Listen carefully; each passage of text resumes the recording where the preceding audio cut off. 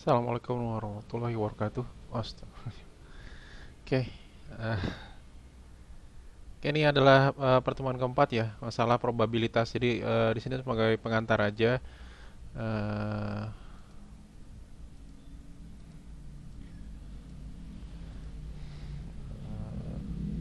sekedar mengulang ya, mengulang, bukan mengulang ya. Ya pengantar ya. Ntar kenapa? Ini adalah statistik juga. Pada beberapa bagian juga masih bagian dari matematika diskrit. Ada berapa statistik bagian matematika diskrit, kemudian juga uh, perlu dibahas untuk pengantar analisis algoritma nantinya. Nah, di sini cuman pengantar sederhana ya. Jadi yang lengkapnya mungkin ada di mata kuliah statistik. Di sini saya cuma ingin merefresh saja. Jadi ketika masuk ke analisis algoritma, kalian sudah punya gambaran, oh kenapa harus ada hal ini itu, ada peluang, kemudian ada istilahnya nanti probabilitasnya, kemungkinan berapa besar, ya segala macam tentang probabilitas ya. Oke, jadi makanya bagian ini perlu saya bahas, dimasukin ke bagian dari matematika diskrit. Kalau dulu pernah mana ya? Berapa masuk di bagian mana ya? Kriptografi, logic, inference, recurrence. Nah, ya pada mata kuliah diskrit ada di buku yang ini ya. Nggak tahu saya kasih saya ini nggak saya share nggak ya, Discrete Mathematics for Computer Science punya Stein sama Bogart, ini sudah meninggal seingat saya. Di bab 5 mereka membahas masalah probabilitas. Kenapa harus belajar probabilitas? You should study hashing into new store. Ya pokoknya banyak lah di sini kalau misalkan kalian. Jadi ini sekedar pengantar nanti buat keperluan analisis algoritma ya. Oke,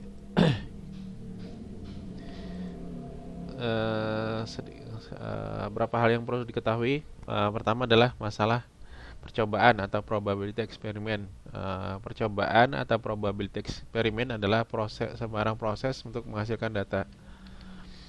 Bahan yang akan dibahas di sini adalah sembarang proses menghasilkan data. Contohnya lempar sebuah uang logam ya, bukan mata uang ya. Uang logam, kemudian lempar sebuah dadu 6 sisi.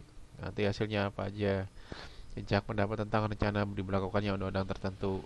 Ini ngambil dari materi orang lain juga.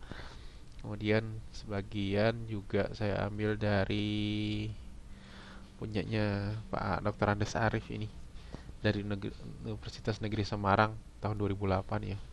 Saya comot-comot dikit lah. Oke. Kemudian dari ada percobaan, kemudian nanti ada istilahnya ruang sampel atau istilahnya sample space ya.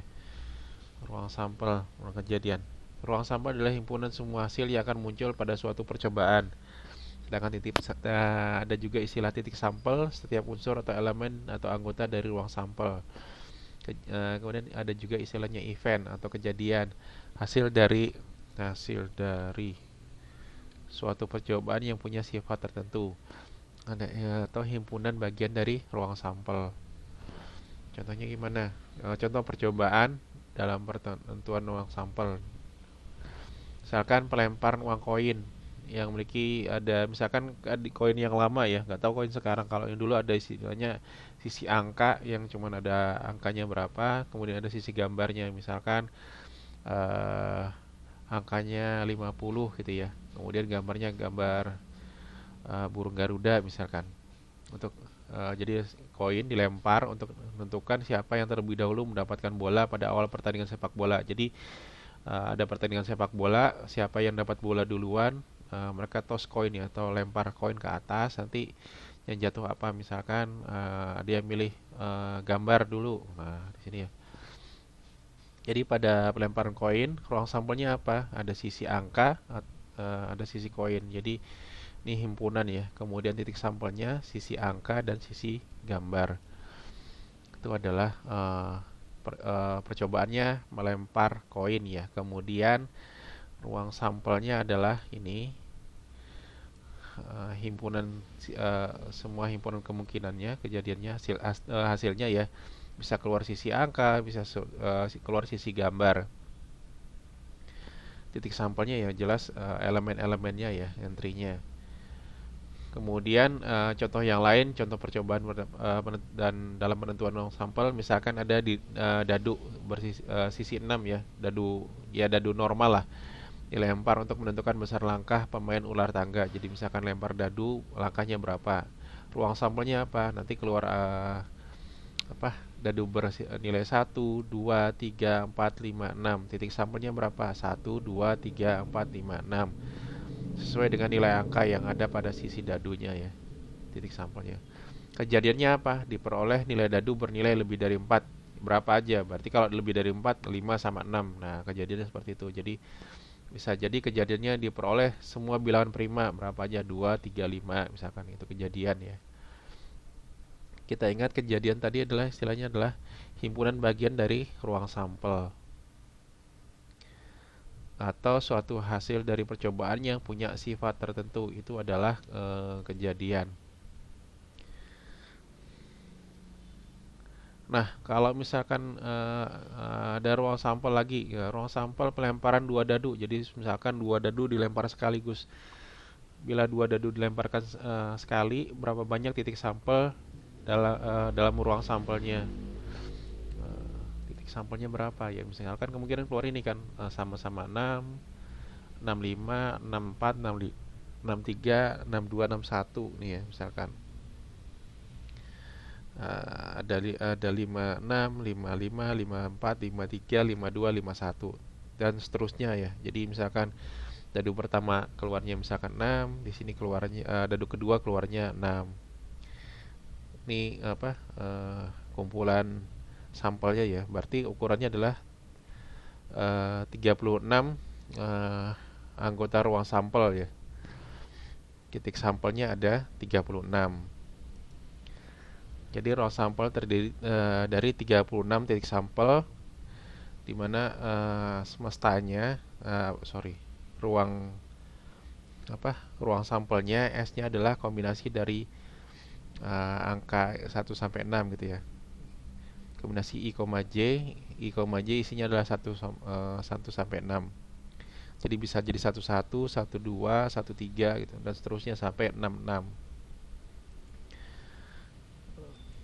Itu adalah ruang sampel.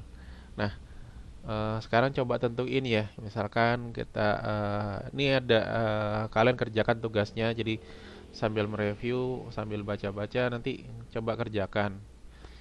Misalkan pada suatu warung makan sederhana terdapat 3 jenis makanan, ada nasi goreng, bakso, dan soto.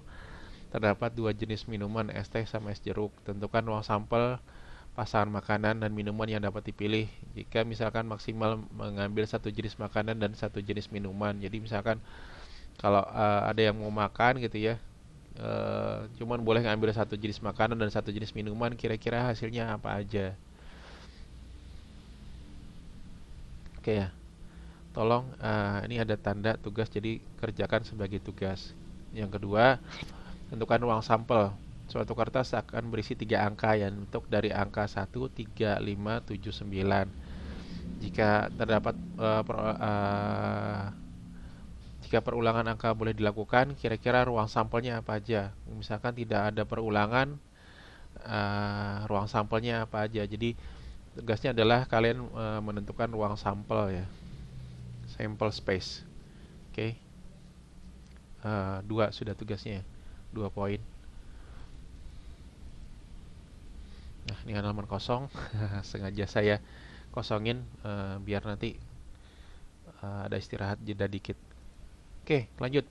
Probabilitas. Nah, sekarang kita ngomong masalah probabilitas. Probabilitas adalah ukuran kemungkinan bahwa suatu kondisi atau kejadian akan terjadi dalam peristiwa acak. Nilai probabilitas itu antara 0 dan 1. Jadi misalkan 0 probabilitas event ya, suatu kejadian di antara dari mulai dari 0 hingga 1 ya.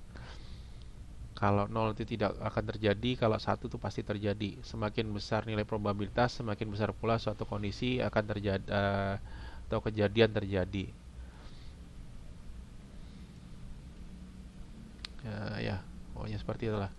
Nah, dalam menilai probabilitas ini ada berapa buku yang nulisnya dalam 3 buah jenis ya. Ada empirical atau experimental probability, ada empirical ACE. Nah, ada istilahnya empiris ya atau eksperimen, kemudian ada teoritis. Ini yang kita akan bahas lebih banyak nanti di analisis algoritma. Kemudian juga ada subjektif. Jadi ada 3 ya, ada empirical, ada theoretical, sama subjektif. Empirical atau eksperimental ya, jenis probabilitas. Nah, eksperimental itu seperti apa sih? Jumlah percobaan yang jelas probabilitas suatu event, probabilitas event itu dinilai dari berapa jumlah percobaan di mana kejadian ini terjadi, dibagi dengan jumlah percobaan. Misalkan ada koin dilempar sebanyak 100 kali gitu ya, diperoleh sisi gambar 47 kali, sisi angka 53 kali. Makanya nanti dari sini peluang mendapatkan sisi gambar pada percobaan ini adalah 47/100 atau 0,47. Itu peluangnya, probabilitasnya ya. Probabilitasnya adalah taruh sini aja. Probabilitas sama dengan 0,47 gitu ya. Nah, probabilitasnya adalah 0,47. Sekarang ada theoretical atau classical probability. Jumlah kemungkinan kejadian ini terjadi dibagi semua kemungkinan dari percobaan. Misalkan 2 koin dilempar ke atas, probabilitas munculnya sisi gambar-gambar adalah jadi misalkan ada 2 koin dilempar sekaligus gitu ya, ke atas, muter, muncul sisi gambar, kemungkinan eventnya apa aja? Kalau boleh dibilang ini adalah sampel space-nya itu ya, space atau ruang kejadian. Ini adalah sampel space-nya. Jadi ada gambar-gambar, angka gambar, gambar angka, angka-angka. Berarti kalau misalkan muncul gambar-gambar berapa? Berarti adalah 1 dari 4 buah kemungkinan yang keluar sampel space gitu ya. Kemungkinan eventnya kan ini, mungkinnya keluar ini, bisa jadi AG. Nah, berarti kalau misalkan dua-duanya gambar ya berarti 1/4 gitu ya.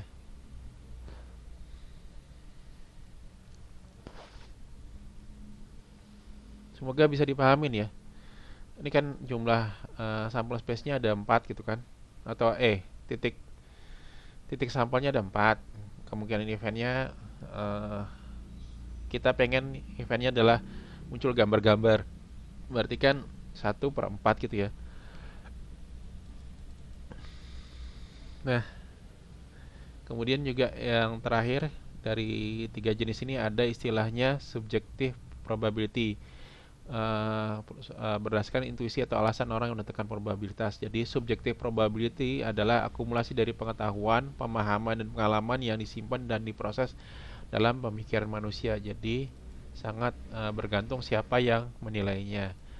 Contohnya, contoh misalkan kuliah matematika diskrit sudah berada pada pekan kelima. berapa probabilitas terjadi kuis pada pekan tersebut. Misalkan siswa A menjawab A, kemungkinan 70%. Misalkan kenapa? Karena kalau dosennya seperti ini biasanya dia mikir dia rajin kasih kuis gitu loh. Misalkan siswa B menjawab A, enggak 30%. Kenapa? Karena materinya belum lengkap banget gitu ya. Nah, jadi jawaban bisa bergantung pada pemikiran masing-masing. Kalau ini adalah contoh yang subjektif probability.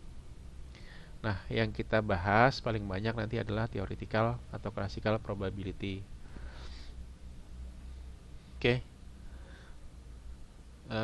Kemudian di sini saya akan kasih ini ya, ada buku panduan dari UNES. Tolong dibaca-baca. Kemudian nanti selesaikan, ada tugasnya, ada ini ya. Ada tambahan tugas. Jadi ada sekitar 5 poin tugas berdasarkan probabilitas teoritis atau yang klasik. Tugasnya seperti ini. Misalkan pasangan suami istri baru saja menikah, menginginkan 2 orang anak. Tentukan peluang mereka mendapatkan setidaknya 1 anak perempuan.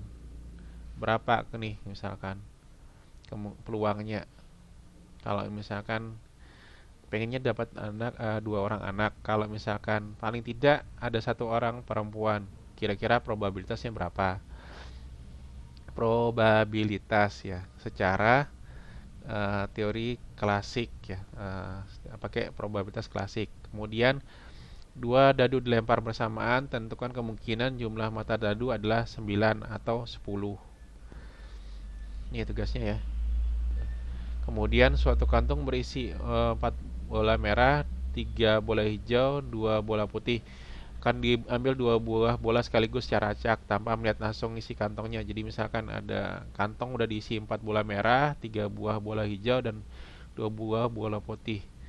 Misalkan kita disodorkan kantongnya tapi kita nggak lihat isinya, pokoknya acak aja nih, kita ambil 2 buah bola. Nah, tentukan kemungkinan terambil 2 buah bola hijau. Oke. Nah, ini saya jadikan tugas. Jadi semoga dari sini kalian belajar mandiri. Oh, kemungkinan jadi kalian punya gambaran tentang probabilitas. Nanti lebih lengkapnya ada di perkuliahan statistik, karena materi ini merupakan bagian dari ilmu statistik. Tapi kenapa diajarkan? Yaitu alasannya tadi kita pengen untuk membahas analisis algoritma dan banyak hal lain lagi ya. Oke, ini slide-nya, rekamannya pendek, jadi mudah-mudahan dari sini kalian juga belajarin. Ini ya nggak banyak sih isinya, ya lumayan, ada 62 halaman, paling nggak di skip, pokoknya dapat jawaban dari pertanyaan yang ini ya. Jadi tugasnya ada sekitar 5 buah tugas ya. Ini tugas pertama, tugas kedua. Oke, catatan di sini ya.